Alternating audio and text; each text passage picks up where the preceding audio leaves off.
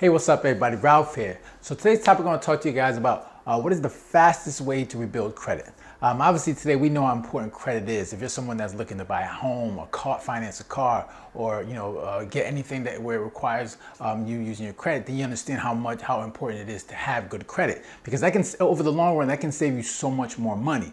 But for a lot of people struggle with making sure their credit is good, and they try to find ways to rebuild their credit.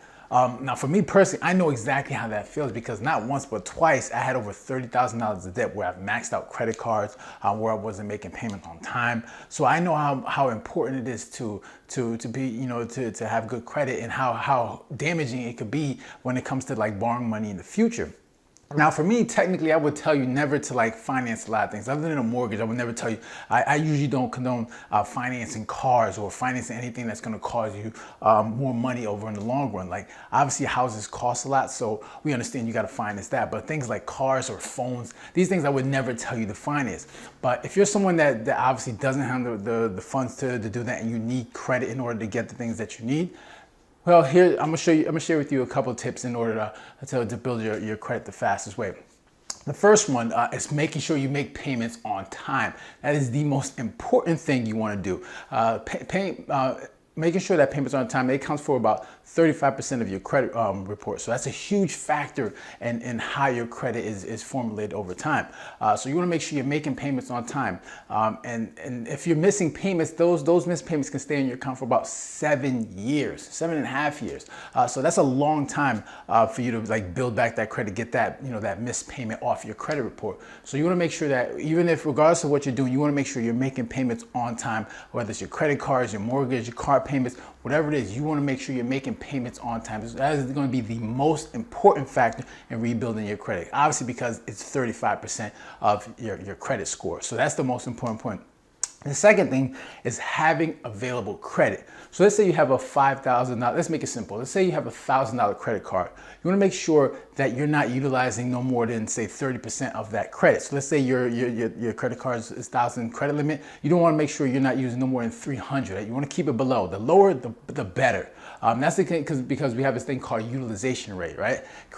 Lenders want to make sure that you're managing your money properly. If they see that you have a credit limit of 1,000 and you're at like 900, you have a $900 balance, they see you as a risk. They think you're a person that doesn't know how to manage money, or you're struggling to have money. So what they see that as, they're like, all right, this guy's a potential risk. He clearly probably doesn't have money. He could be a risk in the future to default on the credit card payments. So you want to make sure you're keeping that balance as low as possible. A lot of people recommend 30%. Me, I recommend lower than that. I keep it as low as possible, because every month I'm making sure I pay the balance off on time. But if you're someone that's probably that can't do that, then just make sure you keep it as low as possible, right? Try to stay under 30%. You're going to see you get the best results in terms of your credit score. The lower the utilization rate, the better your credit score will be. All right. So the third thing is get a secured credit card. Now, the thing about lenders is, if you have poor credit, they're going to be reluctant to lend you a secured credit card. What they want you to do is they want you to first prove yourself that you can make payments on time. So what they'll do is they'll give you access to a card, and they're going to require you to make a deposit. So let's say they give you the card, they're going to want you to put, let's say, $200. So you put that $200, you deposit it in that credit card, and then you can use the card as a regular credit card. So they want you to front your own money, and they want to make sure that that you're making consistent payments on time, that you know how to use money and borrow money in a responsible way. And as you're doing this, you help rebuilding your credit. Okay, so it's almost like they want you to prove yourself first. So you call one of these companies up. They'll get you an secured credit card, and they're going to ask you to put a deposit down. And then once you deposit that into the card, then you just use it as a regular card. You just make transactions, whatever you use. All right, at the end of the month, you got to pay back that money, and you just use it as a credit card, and that will help rebuild your credit over time. Right, so that's another good way to do it. The fourth thing is become an authorized user. Now, this usually pertains to family members. If you have a family member that has good credit, what they can do is they can put you on their account, right? They can put you on an account, and then they can either provide you with a card that has a limit, because they will obviously, just say they're just a little, you're not sure of they're just not comfortable with you using, having access to their account. What they'll do is they'll put you on their account, and if they don't feel comfortable, they'll give you a card with, give you access to a card with a credit limit.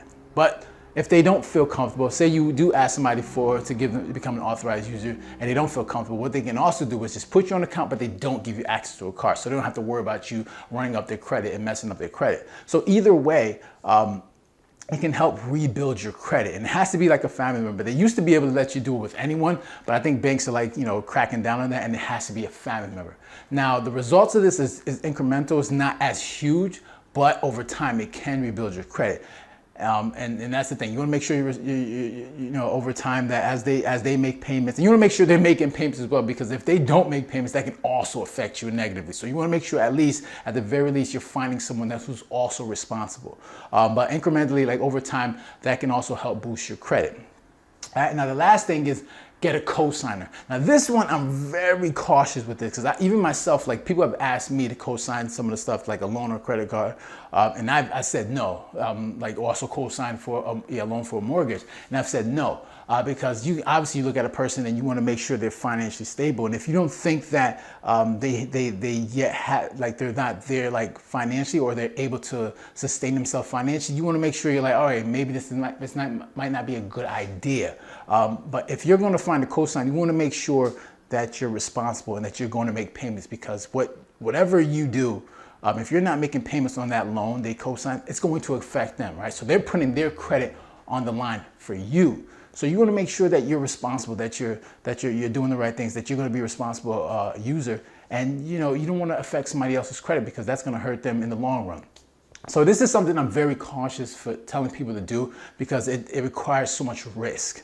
But if you do find someone that is willing to do it, then this is a method that you can use to help rebuild your credit. Because obviously, you having bad credit, it's going to be hard for you to acquire credit, and having a cosigner that's going to back you is going to help boost that credit. It's a huge help. But it's very risky if you're someone that's not good with money. I wouldn't just co-sign for anyone. It would be someone I have to really trust.